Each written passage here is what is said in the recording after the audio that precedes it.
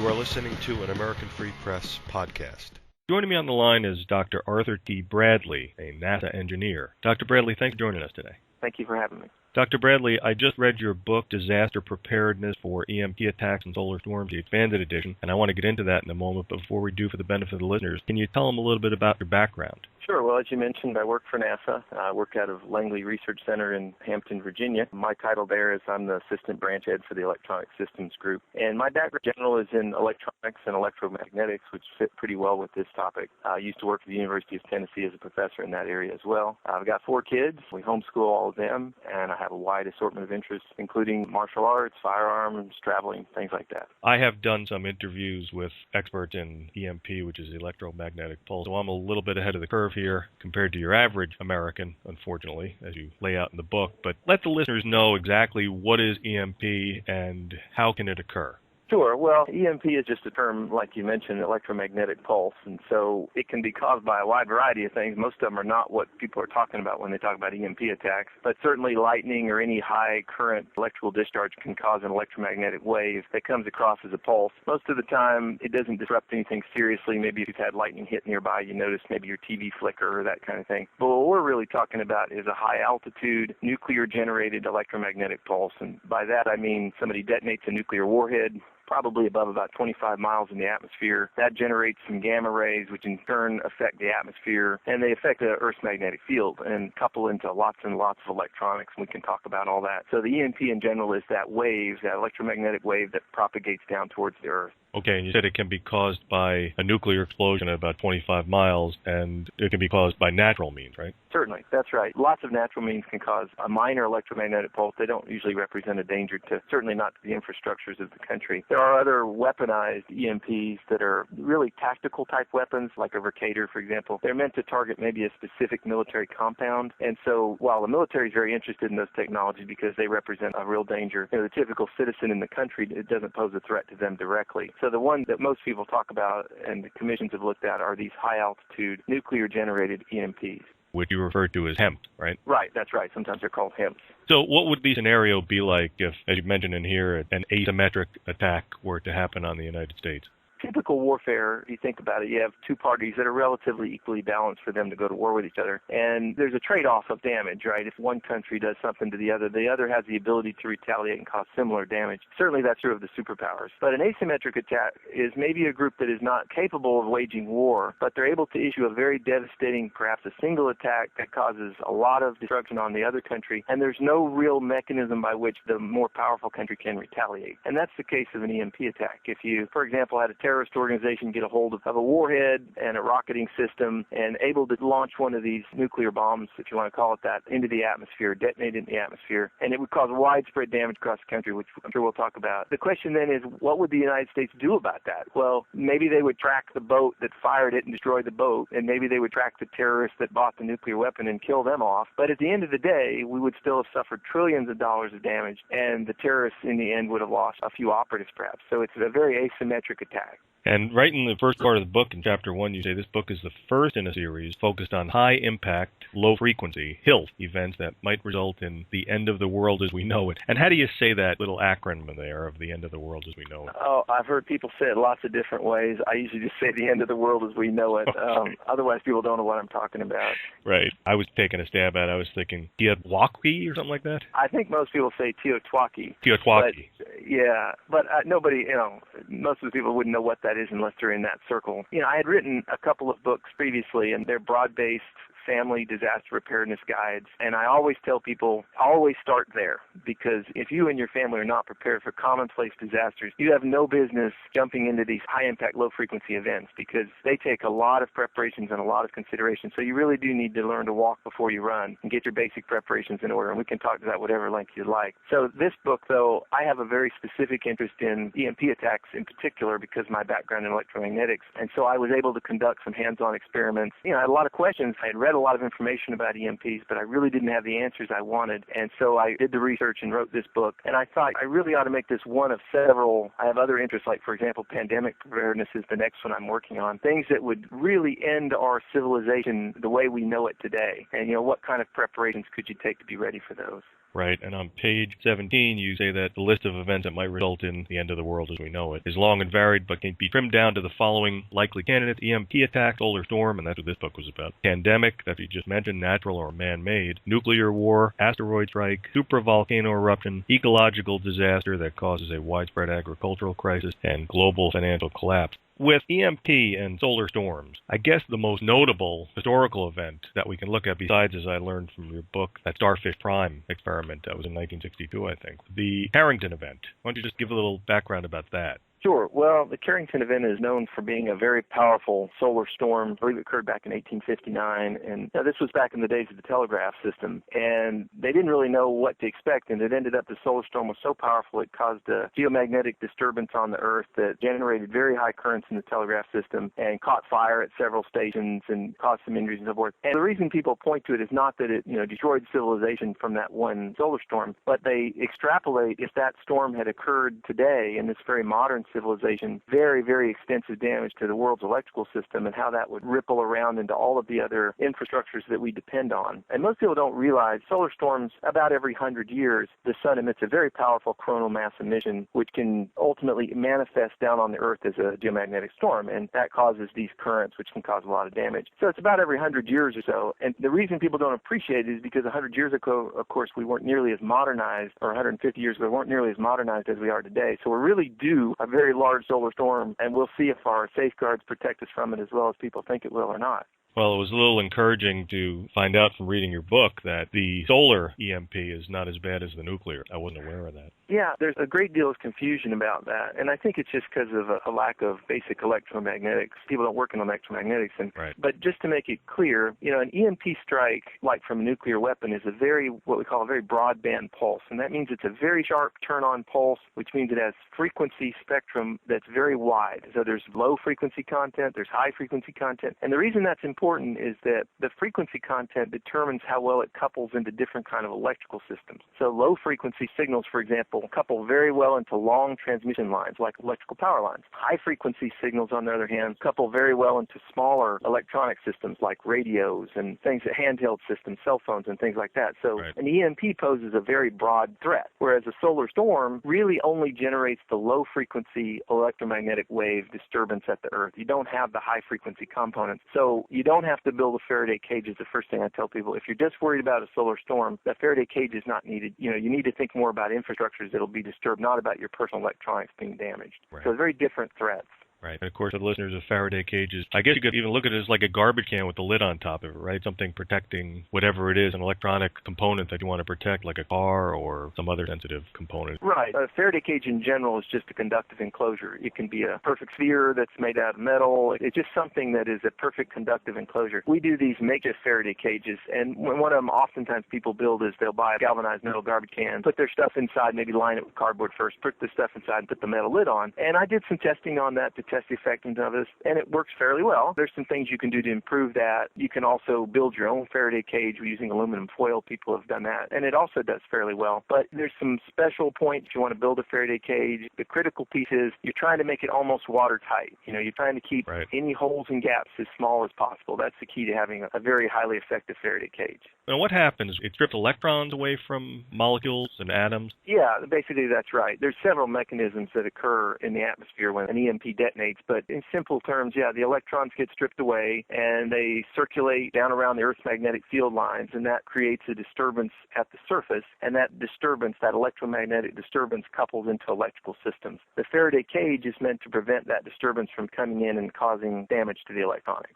Right. As a side note, on page 86, you talk about a commercial product based on this concept of a conductive car cover to protect against an EMP pulse currently under development. Has that changed? It hasn't changed. The book is still very new, but there is an interesting story. So when I first wrote the initial version of this, there's no devices that I know of, no techniques anyone has come up with that have been shown effective at protecting automobiles. So I had an epiphany after I published the initial version that I really wanted to know more about the susceptibility of automobiles, how the signals attenuate going into an automobile. And so I did some personal tests on that, and in the book you see a picture there of a conductive car cover I built. And of course my neighbors thought I was crazy because, I'm conducting these very strange tests. They know me as the odd NASA engineer across the street, and they all had to come over and ask me what I was doing, and, I explained to them. And, indeed I found that, there's a lot of things to know about automobiles and EMPs, but if you have the ability to put one inside of a conductive structure, whether that's a conductive carport or, like in this case, a conductive car cover, it does a very good job of reducing the field levels such that the electronics, the sensitive ignition electronics perhaps, would not be damaged by an EMP. So that's the good news. The bad news is there's no product like that out there yet. And so my idea was, well, I've proven it works. I'll try and develop a product that people might be able to buy. Sure. American ingenuity, right? Sure, that's right. Entrepreneurship. I mean, if this topic begins to gain steam, you could be educating millions of people at once, which would be great. I wanted to stick with the sun before we get into the other area, but I know from speaking to other experts on EMP and reading a little bit here and there that the solar maximum is expected to occur. Some people say December of this year, and your book says either then or into 2013. I don't know how close of a time frame we're looking at. Are you thinking from December to January? Or are you thinking it could happen any time in 2013, and it might not even happen in 2013? Right. It's a little difficult. I'm not an astrophysicist or anything like that, but these cycles are sort of like sine waves. These cycles repeat about every 11 years or 12 years, and they're difficult to predict precisely. But what we do know is that we're entering the phase of the maximum. And what that means is that there's more activity on the sun, and the likelihood of us being affected on Earth is greater. And whether the exact peak occurs the end of this year or middle of next year isn't really the point. The point is that this period of time is a time when we would expect a great deal of activity. And for some reason, the solar cycle is 11 years. Right, and we'd have to talk to people that work in that area to explain exactly why that is. The sun is a marvelous thing out there, but it's also very complicated. Right, and scary, too, because towards the end of the book, you're saying the sun is estimated to be about 4.57 billion years old. In another 5 billion years, it's expected to become a red giant and develop the Earth, destroying all life on the planet. Yeah, good news, right? Yeah, right, great news. But it is, when you think about it, I guess in the much larger scheme of things, it's kind of scary. You think, here we are, we're sitting here talking over the phone, and we could walk outside, it's a beautiful day, but maybe in 5 billion years, there will be no planet. Right, well, almost certainly there won't be a planet. The good news is we are a very intelligent species, and working for NASA, I can say, we're always looking for opportunities to expand the human race into deeper space. So in 5 billion years, who knows, right?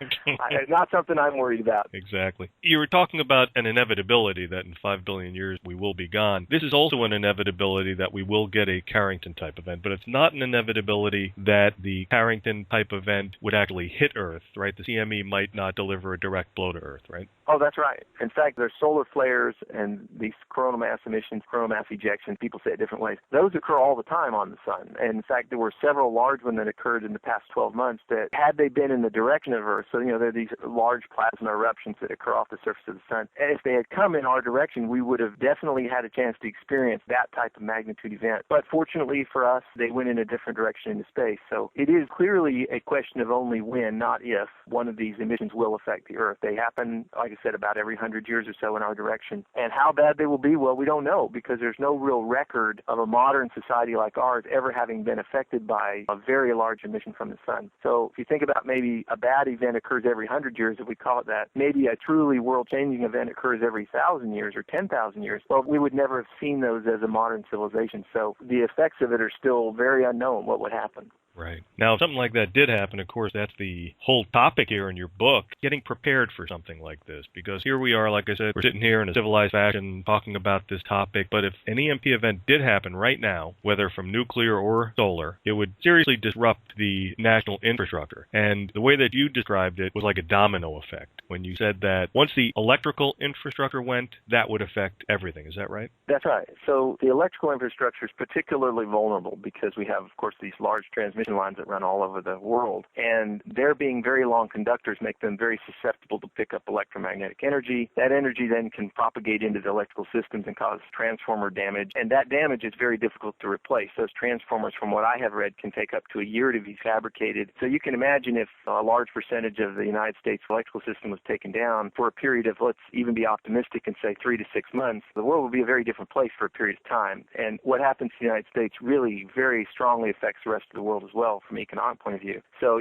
everything hinges on that lifeblood of electricity. If it were to start to fail, even if nothing else had been damaged, which it very likely would be, systems would start falling one after the other. The telecommunications industry would fall, emergency services would quickly fall, transportation systems. All of our core infrastructures are really linked together. When one goes, the others depend on them for some transactions or some exchange of resources, so they all fall together very quickly. Right. And what is a supervisory and controlled data acquisition system? Because these are very important, right? Right. So in the telecommunication industry in particular, although they are used in other places as well, like transportation industry, they have these supervisory systems, these SCADAs is what they call them. And the EMP Commission did some testing to just find out what are the vulnerabilities of some of these different systems out here. And what they found is that a lot of systems that used to be operated by people in the loop are now run by these supervisory control systems. And that's great because, it saves money and they're reliable and all that. But they found, unfortunately, that they're very sensitive to these electromagnetic pulse attacks. And if they start failing, then those infrastructures fall very quickly. And I'm sure,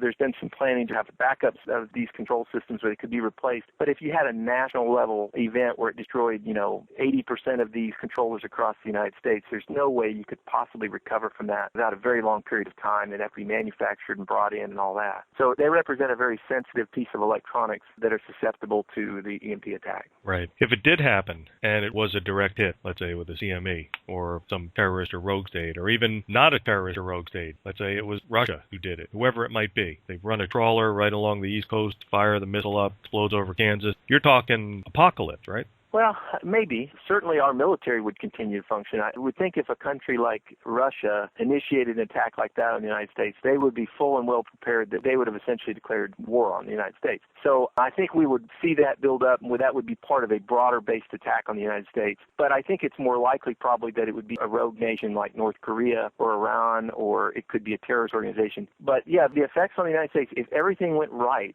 for the person trying to initiate the attack, they estimate it could be over $1 trillion in damage to the United States from a single detonation, that one warhead. And you'd lose all major infrastructures across much of the United States, continental U.S. anyway. And you can imagine, roughly 300 million people trying to figure out how to exist in a nation where all of a sudden nothing worked any longer. So it would be truly, if you want to call it apocalypse, you can. And on page 67, and this is very interesting because you say that a great deal of confusion would follow an EMP attack because most people are unaware of the threat. That's right. I think that's an important point. So you can kind of imagine the scenario, if you would. Now, there's some misinformation or misunderstanding about what the effects might be, but just paint this picture where you get up in the morning, for example, and your house is cold. You don't know why your heater's not running. You go in, you take the cold shower, your television doesn't seem to work, you don't have any power. But all of this you're still attributing that, well, there's probably just been a blackout. You go out and maybe you try and start your car, and it's running a little funny. It's not idling right. You notice your neighbors are all having similar problems. Still, in most people's minds, they would not be able to put the pieces together to say maybe our country has been attacked by something because they wouldn't see anything, they wouldn't hear anything, they wouldn't be able to get the information from the government. So there would be a great deal of confusion for a period of time. Right. Similar to, I guess, when the first plane hit the Twin Towers. Right, that's right. And I remember that day very well. The initial broadcasts were that this was some kind of accident. They didn't know how it had happened. It wasn't until the second plane hit that it really became clear. And I was going to ask you about that. That event kind of brought it toward this direction, didn't it? It did. It was the event back in 2001. I was doing this electronics work and really hadn't thought a whole lot about family preparedness. And when I saw that happen, and I remember feeling as confused and like everyone, not sure exactly what this meant. Was this an attack on the entire country? Is my family in danger? I didn't really understand what that meant. I didn't really understand what preparations I should have in place. That really motivated me to take an exhaustive look at family preparedness. And in turn, that led me to this high-impact event and other high-impact events that might affect us as well. And here on page 90, I like this paragraph. You're talking about preparing as an individual, and you say that one significant difference between an EMP attack and other widespread disasters is the potential duration of the event. And you said this just a bit ago, experts predict that it could be many months before commercial electricity is restored to the hardest hit areas, leaving families vulnerable to a wide assortment of threats, including food shortages, inability to get fuel, limited medical care, lack of clean water, and criminal violence. This implies that a DP plan, which you can explain after I read this if you will, a DP plan specifically designed for an EMP attack would have large stockpiles of basic necessities, specifically food, water, medicine, and heater fuel, as well as the means to protect one's family. The bulk of the book is really about the DP. Right, and by DP I just mean disaster preparedness. It's used so often I just coined the term DP. Right. So, yeah, that's where I usually tell people to start, is that, you start by figuring out what it is you're worried about. And if you're worried about basic common disasters, hurricanes, tornadoes, earthquakes, then you list those out and you figure out, well, what are the impacts that they might cause on me? And then you take some steps to mitigate those impacts, right? If you're worried about losing electricity, for example, you might have a generator and, very basic preparations. In the case of an EMP attack, the problem is exactly what you stated, which is that the duration of these impacts are potentially very, very long. And you can imagine a particularly poor weekend or maybe even a week long without power. You can manage it, but it becomes very uncomfortable after a short period of time. You can imagine that if that's stretched out to 6 months or 9 months, it's no longer about inconvenience. It now becomes about survival. And so you have to have a DP plan or a disaster preparedness plan that's really targeting all of your basic needs for a long duration, for maybe up to a full year. So in the book, I have a little table in there that outlines the 14 basic needs and just some summary of the preparations that you might consider to meet each of those needs. Right. And, of course, you do have a handbook also, don't you? That's right. So I have a much larger book that's sort of a compendium of lots of information about disaster preparedness, and that's the Handbook to Practical Disaster Preparedness for the Family. And it does include a little introduction because I think this is such an important topic. It includes an introduction to EMP attacks and solar storms. But most of the book is about each of these specific needs, the food, water, shelter, communications, electricity, all of the basic needs we know we need. It talks about how to meet those needs through a variety of crises and what kind of preparations make sense. Right. Dr. Arthur T. Bradley, author of Disaster Preparedness for EMP Attacks and Solar Storms, the Expanded Edition, and other books. I want to thank you so much for the time you took out of your day explaining all this to the listeners, and looking forward to your next book, and looking forward to talking to you in the future. Well, thank you for having me and allowing me to talk about this important topic.